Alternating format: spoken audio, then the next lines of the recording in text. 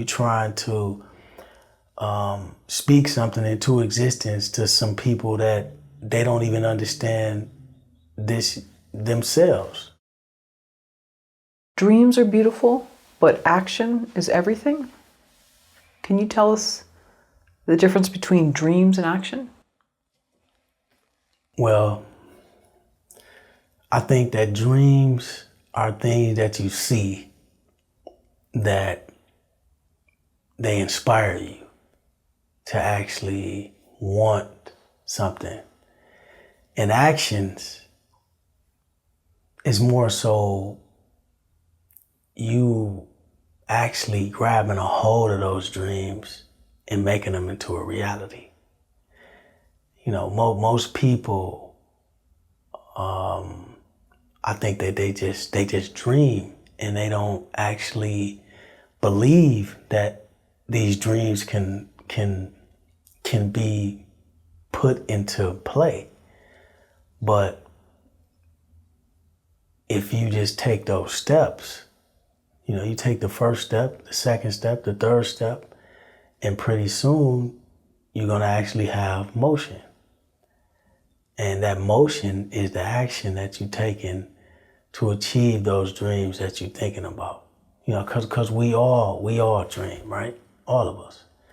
But what stops somebody from becoming Dick Wolf, right? What stops somebody from becoming Mark Barnett?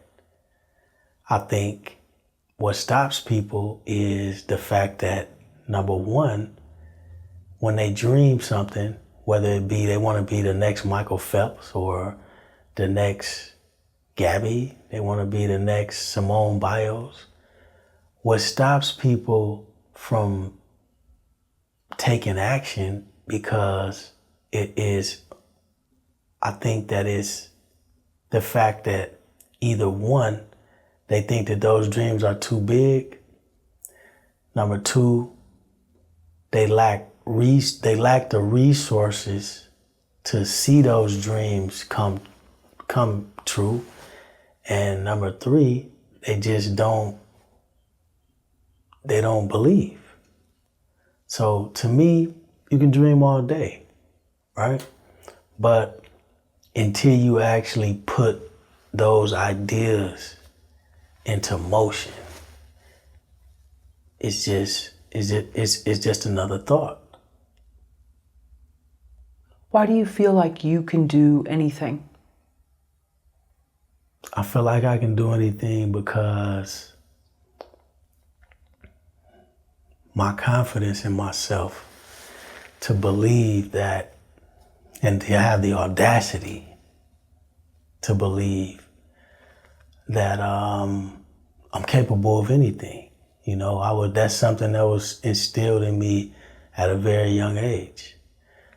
And I think that if you don't tell yourself that you can do anything, then you won't do anything at all, right? I know you've heard the saying that you shoot for the stars, or you shoot for the moon, and if you miss it, you end up amongst the stars or something like that. Well, I mean, I think that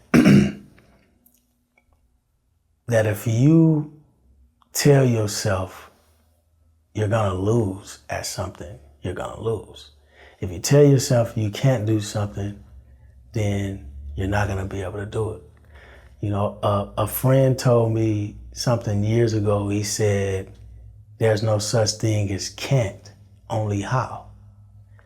And he told me that about 13, 14 years ago. And that stuck with me ever since. What was so powerful about that statement is just what it said. The two words, can't and how, right? So if you take can't out your vocabulary, then that means that you're gonna try to figure out the how. So I approach every situation that I'm involved with in that manner. No matter how small, how large, I think that it's all about attitude, and being a filmmaker, being a producer, you have to have that, right? Because in this business, you have to be very bold and you have to be prepared to take a lot of, I guess I would say, a lot of, not losses, but you would have to be prepared to take on a lot of obstacles, because you putting up money and sometimes you don't necessarily have the money available, especially the way I do it. We fund our own movies. So it's not like it's someone around, that's we haven't tapped into the whole investor pool or, tapped into people giving us money to shoot these films. So, and what I'm doing is you have to be extremely self-reliant. You have to believe in what you're doing. You have to be very calculated. And you have to tell yourself that I'm not losing, regardless to what. Whatever adversity comes your way, you have to tell yourself that I can do this. Because if you don't tell yourself you can't do it, then you're not. What if you have voices around you that say you can't do it for whatever their reasons are? Envious, they want to stop you, they want to see themselves in your shoes. Mm-hmm. Do you meet them with kindness, or do you just deflect it? Well, for me, I think that the best thing to do is to deflect them, because if you take any other approach other than that, and you become emotionally involved with someone telling you all of this negative stuff about what can go wrong or why you shouldn't do this. Because early on, when I was an author prior to becoming a producer, I had a lot of people that was telling me that me writing books didn't make sense, right? And even when I shot my first movie, I had a lot of naysayers, because at that time, we didn't have all of these platforms, for independent producers to release their films, and we didn't have a lot of these resources. It just wasn't. I mean, of course, it was streaming services out there in 16 and 17 and whatnot, but these services was not putting out the type of income that some of them are now, and quite frankly, I don't think that's the reason why a lot of, why I was met with a lot of the negativity. I think that it was more so of me treading unfamiliar waters, and you trying to speak something into existence to some people that they don't even understand this themselves.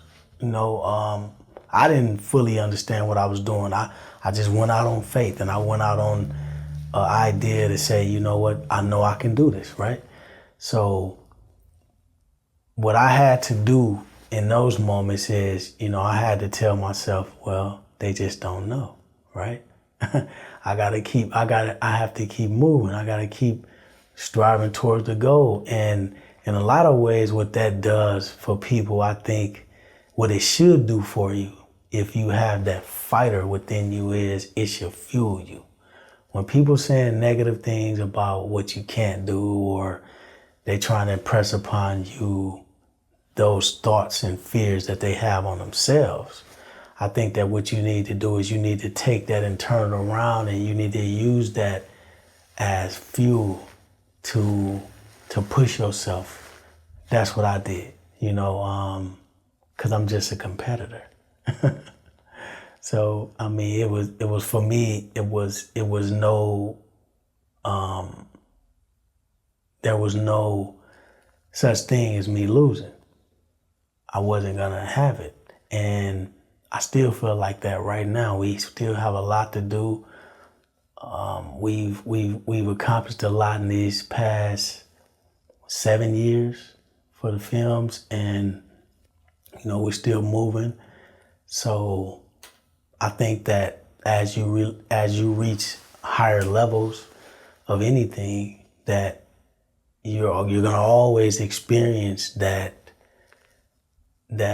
negativity. It's gonna always be there. But to your point again, I think that the best thing to do is to deflect it and just stay away from those people as much as possible. And also, if they're not contributing to what you're doing, if they're not specifically on the team, whether they being a supporter of watching the movies, of sharing the films with other people, of being a part of the crew, the cast,